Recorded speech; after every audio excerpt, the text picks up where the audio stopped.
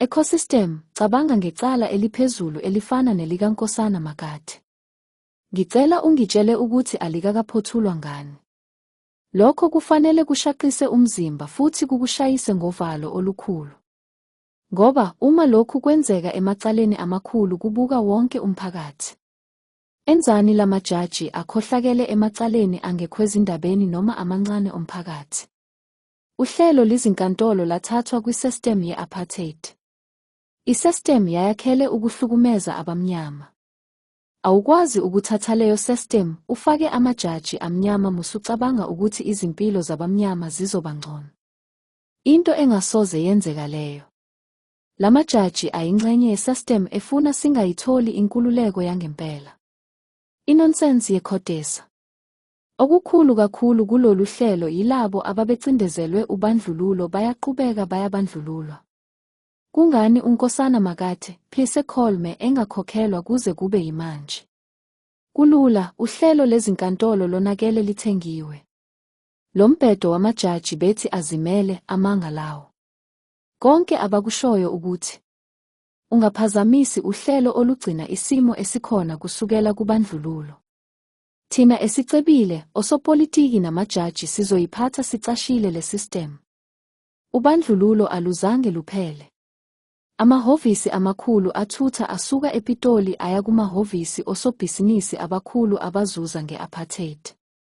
Isikhulu esiphezulu seRef uCollins, ophethe isikhwama sezingozi zomgwaqo, muva nje usanda kuveza inkohlakalo enkulu ehlelekile kwaRaf. Ngenxa yokuthi udalula abomthetho izinkantolo, sibone imizamo yokwehlasela isimilo sakhe ngabezindaba. Esikhundleni sokugxila emaqinisweni awaphakamisayo. Kodwa abezindaba bethu bagxile kwimpilo yakhe. Bacele ukuthi kucwaningwe indlela aphila ngayo. Kuhle, qhubekani, kodwa kufanele futhi siphenye izinkampani zabameli ezithintekayo, ukucwaningwa kwamabhuku okukhokha okwenziwe. Labo bameli namajaji akhwabanise isikwama. Labo bathole izigidi futhi babambezele ukukhokhelwa ukuze bakhuphule imali yabo. Kumele babhekane namacala obugebengu. Ikuphi i-intelligence yezokuphepha yombuso? Ukugxila kwabo kushukunyiswe ekuqapheni izakhamuzi ezingase zebe ilayisi nobisi uma kwenzeka kuvela umbhikisho omusha. Okusicasula kakhulu. IRef ikhokha izigidigidi ezi-4 eminyakeni edlule kubantu bangaphandle. Lapho izakhamuzi zomzabalazo wangaphakathi azitholi lutho. Obaba, omama, abafowabo nodadewabo, namaqabane abulawa ukuze sikhululeke. Sikhokha izigidigidi ezi-4 kwabakwamanye amazwe, kodwa abantu bethu bengenamakhaya, bengenamsebenzi. Nansi indlela yokuthola imali engasetshenziswa ukufukula abampofu bethu. Alikho nelilodwa izwe ezwenikazi nasemhlabeni eliphindisela lembudane engenasimeme. Kodwa ukucebisa abokufika. Ukukhokhwa kwezimangalo i-claims zeRaf kuzuzisa abacebile. Ngokujulile, iRaf kufanele iye ohlelweni lwezinzuzo ezingaguquki ngokushesha njengoba kuhlongozwe uCollins. Futhi akekho owezizwe ongahlomula kulolu hlelo leRaf. Ngaleyo ndlela sisusa isidingo sabameli ohlelweni lokufaka izicelo. Sinicela nikhokhele uNkosana futhi nisebenzise iziphakamiso zikaCollins. Manje lokhu kuqondiswe kubavikeli balentando yeningi mbumbulu. Uma unamalungelo kanye nezwi njengezakhamuzi futhi ivoti lakho libalulekile. Sitshele ukuthi uzokwenza kanjani ukuthi uhulumeni wakho axazulule indaba kaNkosana futhi enze izinguquko eziphuthumayo zeRaf ezihlongozwe uCollins.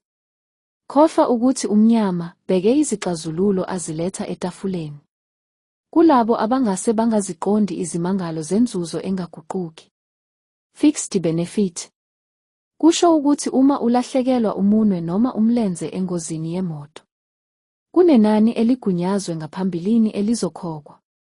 Noma ngabe uhlala eSandton noma eAlex. Ukuthi unomatriki, idegree noma cha. Iyafana imali enizoyithola. Okunye okubalulekile kufanele siphenye zonke izimangalo zangaphambilini siqale kwabokufika silandele umkhondo wemali. Nginesiqiniseko sokuthi sizothola ukukhahlela emuva ukugwazela kubameli, amajaji kanye nezikhulu ze-RAF. Asifune khomishini we-Ains, sifuna kuvulwe amacala keboshwe abantu, asiwadingi amakhomishini, kodwa sifuna kuphenywe. Sekwanele ngombhedo wen-GU nokhongolose. Izakhamizi kumele ziphazamise futhi siguqule indlela yokusebenza yaleli lizwe ukuze sibone ushintsho.